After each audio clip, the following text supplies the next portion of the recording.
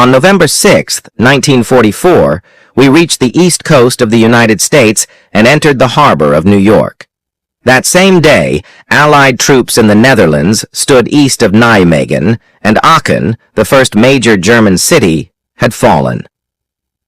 In the dense forests west of the Ruhr River, the Battle of Hürtgen Forest raged, becoming the largest ground battle for American forces on German soil. On the Eastern Front, the Red Army was preparing to assault Warsaw and Budapest. We were unaware of any of this. Instead, we stood at the ship's railing, gazing at the Statue of Liberty and the Manhattan skyline. The statue seemed enormous and left a deep impression. Some American sailors noticed our wonder and joked that there wouldn't be much liberty for us prisoners of war. We had to admit they were right. We handed over all the items we had saved from our journey, food, supplies, leaving us only with our uniforms, a duffel bag containing a blanket and spare clothes, and personal belongings. The ship docked, and we walked ashore past a crowd of curious American civilians who watched us being counted. One man shouted at us in German, asking how the Panthers and Tigers were doing. We smirked, but said nothing, waving back at him. We were led into a large hall, told to strip, and were showered and examined by a doctor.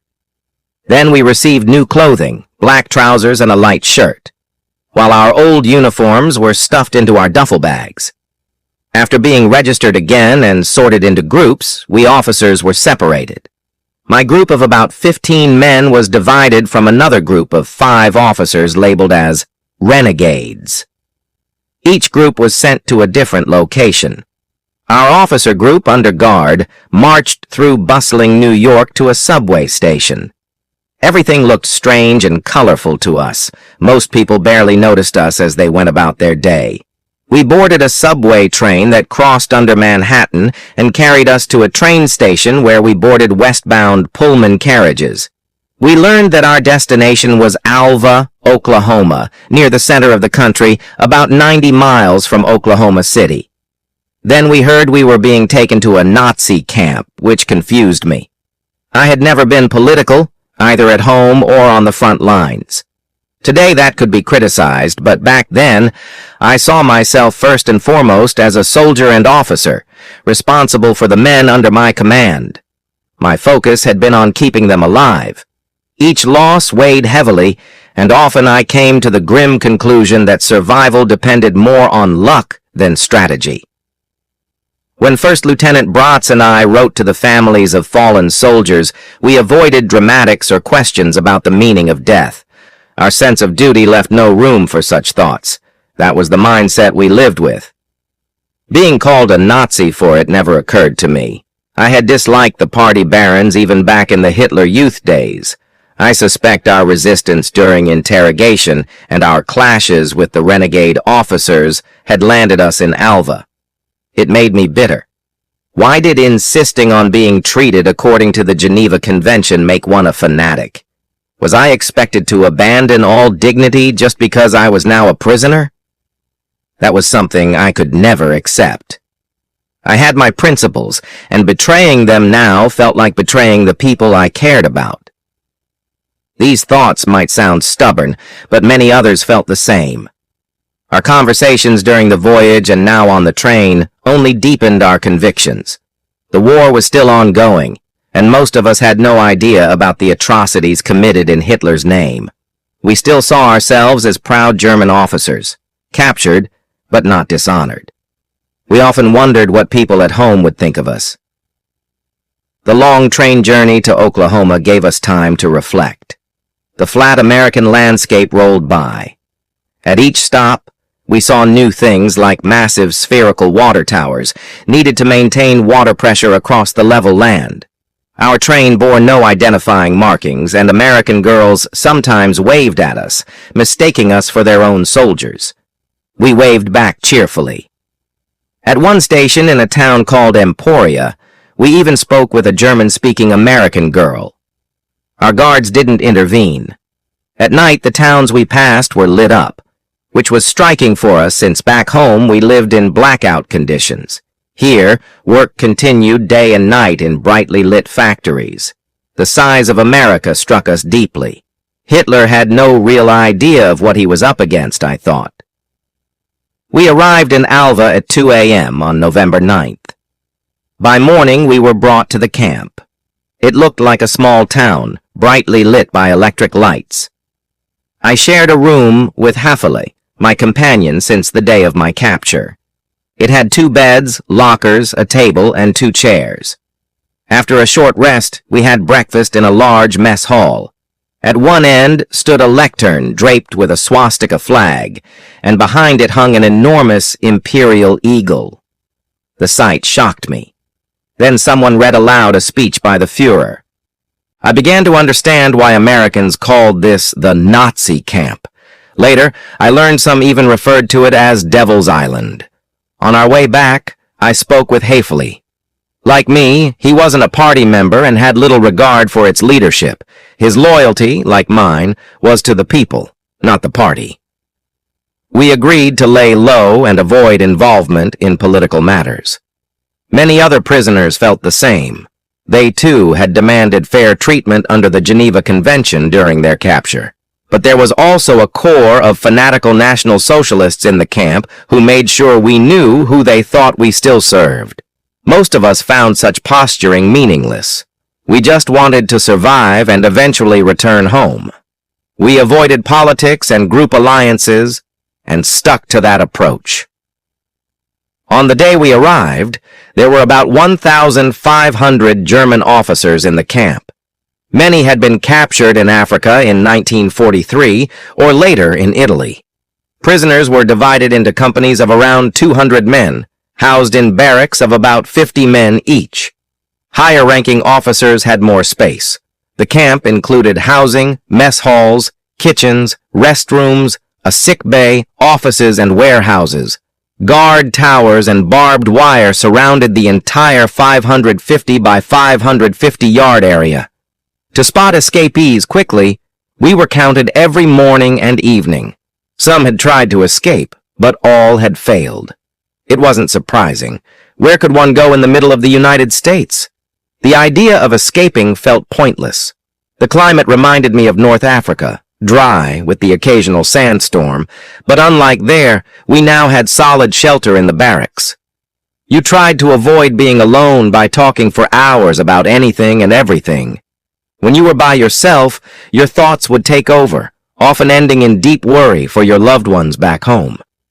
There was an option to send postcards through the Red Cross, and many of us were glad to do it. I was one of them, even though no replies ever came. We couldn't be sure if our messages even reached our families. Still, we held on to hope and continued writing. Things had changed a lot since the first German prisoners of war arrived at Alva camp in the summer of 1943. The camp now had its own academy, a library, and a reading room. Many of the German officers had been university teachers before the war, and they now gave lessons inside the camp. I chose to use this time to study mechanical engineering. Because of that, the weeks passed more quickly, filled with studying, sports, playing card games like scat, and long talks about everything imaginable. These talks, of course, also included discussions about how the war was going. In late December 1944, we heard about the German Ardennes offensive, an attempt to push back the Allies in the West. For a short while, some believed the Wehrmacht might succeed, but it quickly became clear that the offensive had failed to break through. Meanwhile, more and more German prisoners kept arriving in the United States. Even though every day felt the same, we tried to keep track of the weeks. On Saturday nights, artist groups among us organized shows. Some of the performers were truly gifted, especially the musicians. I was a good yodeler, and I met a first lieutenant from Hall in Tyrol named Franz Posch, who could yodel too. Together, we became the highlight of several nights. We even celebrated Christmas in 1944 that way, and it helped ease the longing for home. Still, eventually everyone ended up alone with their thoughts again. I didn't know whether my loved ones had received any sign from me. That uncertainty was unbearable. In late February 1945, we heard a rumor that all officers would be transferred to a different camp. On March 1st, we were put on a train and taken to Dermit, a town in Arkansas not far from the Mississippi River. I was to spend the next 7 months of my captivity there. The climate in Dermit was completely different, humid and sticky compared to Alva. The Dermit camp was much larger. Originally, it had been built to house Japanese Americans during internment, with space for nearly 10,000 people. When I arrived, there were around 7,000 German prisoners living in about 40 housing blocks. The Americans used this camp only for officers. Hefele and I shared a room again, this time with a third roommate, Lieutenant Ernst Hahn. He was a veteran of the Russian front and had been wounded 5 times, the last in Normandy, where he was captured. The 3 of us got along well and stayed together through the rest of our imprisonment. Dermit also had an academy, so I was able to continue studying engineering. My days became busy again with classes, sports, especially handball, and entertainment. There were performances led by officers like Lieutenant Kurt Woos, an Austrian orchestra conductor who later became famous. The camp even had regular movie screenings. Just like in Alva, we received $20 worth of stamps each month to use in the camp's small store. We could buy paper, pencils, books, fruit, cigarettes, and even jewelry. Cigarettes were especially valuable for bartering. I managed to save some of the stamps and later exchanged them for Austrian money when I got back home. Despite the reality of the war, there were still some officers who believed Germany would somehow win. They spoke of miracle weapons that would change everything. But by late March 1945, the Western Allies had crossed the Rhine and were nearing Frankfurt. In the east, the Red Army was on the Oder River near Berlin and had crossed from Hungary into Austria. The so-called Thousand-Year Reich was clearly nearing its end. I stuck to my decision to avoid political debates. It was hard to explain to someone captured in 1943 how massive the Allied invasion in Normandy had been in 1944. When I spoke of what I saw, others often thought I was exaggerating. Eventually, I stopped trying to explain. Only those who had been there really understood. Attempts to form a group of Austrian prisoners didn't work out. There were too many differences in opinion and personal experience. So I continued sharing a room with one man from Saxony and another from Baden-Württemberg. We had entered the war together, and now we were going to make it through to the end together. Then the expected finally happened. We heard that Hitler had committed suicide on April 30th. On May 9th, 1945, we were told Germany had surrendered. Even though we had seen it coming, the final news was still shocking. We had truly lost the war. It's hard to describe what we felt in that moment. We realized that the best years of our lives had been wasted. Our homes were in ruins. Much of Europe had been destroyed in our name. I felt incredibly small, crushed by the weight of what lay ahead. The war was over, but the suffering was not. Then the atomic bombings happened, followed by Japan's surrender. With that, World War II officially ended. But for millions of people, the pain continued. Many died in the aftermath, many lost their homes, and many would never live in peace again. During the hot, humid summer that followed, things took a turn for the worse. The Americans' treatment of us grew harsher. We started to feel they had only treated us well before because they were worried about how their own soldiers were being treated in Germany. Now that the war was over, they didn't need to worry anymore, and we could feel the change. The food quality dropped. I began having serious kidney pain and went to the infirmary. I was diagnosed with kidney stones, and recovery took a long time. Even after that, I continued to have kidney problems, another long-term effect of my time in Africa. At the end of August 1945, a new rumor spread. We were to be sent outside the camp to work. This was something completely new. According to the Geneva Convention, officers weren't supposed to be forced to work. Until now, we had relied on that right. When the news broke, it caused a stir throughout the camp. The discipline that we prisoners had maintained during the war was fading fast. The hope of a German victory had held many of us together, but now that hope was gone. Factions started forming. Some wanted to work, hoping it would get them home faster. Others refused, standing on principle. The tension between the two groups became overwhelming. Eventually, the Americans gave us forms to sign if we were willing to work. The emotional pressure was immense. As prisoners, we had no real control over our situation. We had to make decisions without knowing what would happen.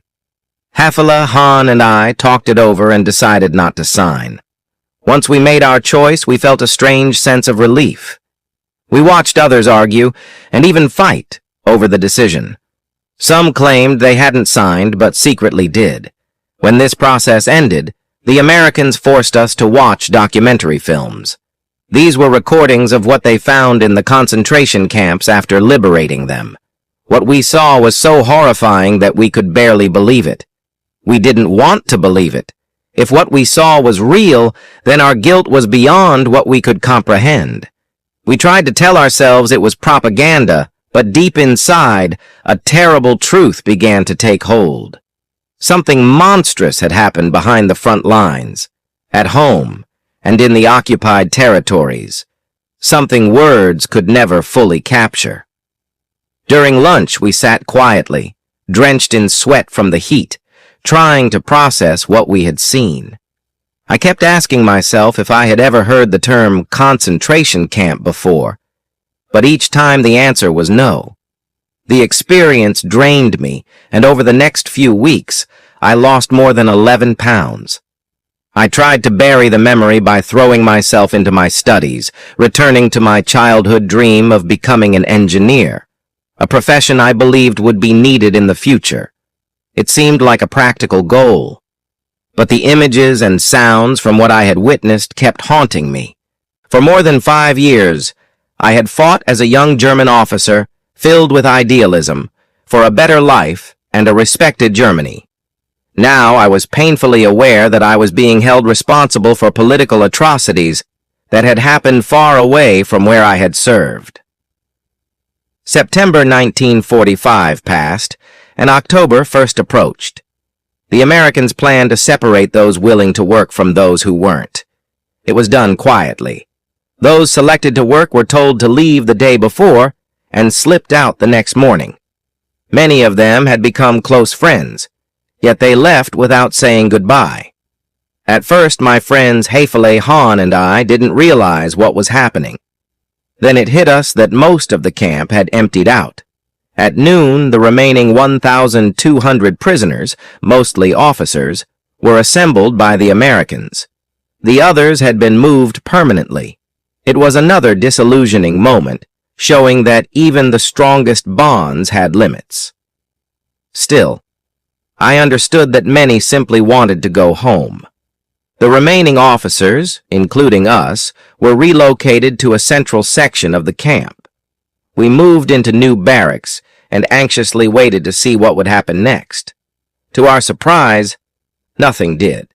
In fact, the Americans became more accommodating and the food improved. We didn't know why, but we were all relieved. Life in the camp became more orderly, and the Americans stopped showing us films. Curiously, many of those who had been the most devoted Nazis were among those who had secretly signed the work form.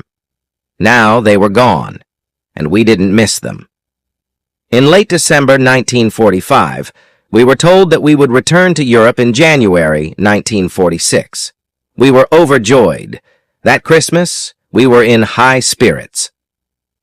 On January 20th, 1946, we were loaded onto a train bound for Camp Shanks in Orangeburg, near New York City. Until the train started moving, we remained skeptical. But once it did, we were filled with hope. At every stop, we waved to American civilians, overcome with joy. In New York, we boarded an American Liberty ship to return home. Just before we departed, we heard that many German officers still working as laborers hadn't been told when they'd be sent home. It was hard to believe, but maybe the Americans had no use for those unwilling to work. Keeping us cost them money and resources. Maybe sticking to our principles had actually paid off. In high spirits, we boarded the ship. Once on board, we were briefed on the rules by an American naval officer, accompanied by a German naval officer who would act as our spokesman. He was Austrian and, as I later learned, from Carinthia. The Atlantic crossing took 10 days, with good food and freedom to move around the ship. During the journey, American officers questioned us about our intended destinations. Since Germany and Austria had been divided into occupation zones, I gave a fake address in Admont, Styria, west of my real hometown and outside the Soviet zone. When questioned, I claimed my parents had fled west from the Russians. They raised eyebrows but accepted it. We were told we'd be moved through transit camps until reaching a final discharge point. Just before arriving in Le Havre, an American officer gathered us again. He informed us that we would be handed over to the French, who would take us to a transit camp. He warned us that the French weren't friendly and we could be treated roughly. He advised us to remove all rank insignia and medals and to hide personal belongings because we'd likely be searched. This dampened our spirits, but we decided to stay strong and stick together. When we arrived at the port, we were loaded onto trucks and immediately felt unwelcome. French dock workers glared at us and shouted insults. The trucks brought us to a camp near Bolbec, about 15 miles east of Le Havre. At the time, Bolbec meant nothing to me, but I would later learn that many German soldiers had died there from mistreatment after being captured. We saw gaunt German prisoners staring at us with empty eyes, almost a year after the war had ended. The French soldiers made our group of 1,200 line up. Then our spokesman negotiated with a French officer, eventually securing permission for us to stay together in one part of the camp. Once we got there, we found only straw-covered floors and no other amenities. That night was freezing cold. The next day, our spokesman demanded a meeting with an officer and was granted one. A few French officers and a Red Cross worker came to hear our concerns. Our spokesman requested better conditions and adherence to the Geneva Convention, handing over a letter to the Red Cross. The French said nothing and left. After another cold night, they returned with a Red Cross representative from Frankfurt who promised to pass on our concerns. Still, nothing changed. After about 2 weeks, a large group of French soldiers arrived, broke us into smaller groups, and loaded us onto separate trucks. I knew this meant saying goodbye to my friends Hefele. Around 2 weeks later, I was again placed on a truck with a new group and taken to another camp. Upon arrival, we were searched for the first time. I had prepared and managed to keep all my belongings, including a small gold cross necklace I had bought for Helena. We spent several more days there before beginning a long journey through 2 more French prison camps, whose names and locations we never learned. Each time we were searched again, this time by German prisoners working for the French, which felt deeply humiliating. Conditions in the camps were harsh with poor food and shelter, yet we had hope. We were slowly being moved eastward. At the same time, it was frightening. Some prisoners were taken away and never returned. We heard rumors that they were being used for forced labor, rebuilding destroyed cities or clearing minefields. Those who had come to France from America with hope now disappeared into camps for months or years. In those places, life meant very little. Many suffered lasting injuries. When I stepped onto Austrian soil after years of combat and imprisonment, I returned to a homeland that was both destroyed and occupied. I had no information about the fate of my loved ones. I could only hope they had remained in our region, which was outside the Soviet zone, and had managed to survive unharmed. Visiting the Soviet-occupied area was out of the question, as many warned it was dangerous. Some, like my friend Ernst Hahn, paid the price. He crossed into East Germany, was arrested at the demarcation line by Soviet forces, and spent 2 grueling years in a labor camp. He never fully recovered. From Salzburg, a train carried us to Villach, where we arrived at a British discharge camp. There, we had some freedom of movement. To receive an official discharge, I needed to provide a home address. I requested permission to travel to Leoben to find my family, which was granted. I remembered the promise of my comrade Heimo Schoberl and visited his parents. They were overjoyed to hear from him through me and offered to help. Mr. Schoberl found me a job in a workshop, and together we applied for a residence permit, which was approved. I sent telegrams to Helena and my parents to let them know I had returned. With the documents in hand, I went back to Villach. The discharge was processed smoothly. In April 1946, I left the British camp as a free civilian. I boarded a train to Leoben and moved into a room with the Schoberl family. A few days later, I finally reached my parents by telephone. They had not received my telegram, but Helena had and had already shared the news of my return. This was the first word they had received from me since I had been declared missing in October 1944. None of the letters I had sent through the Red Cross had made it.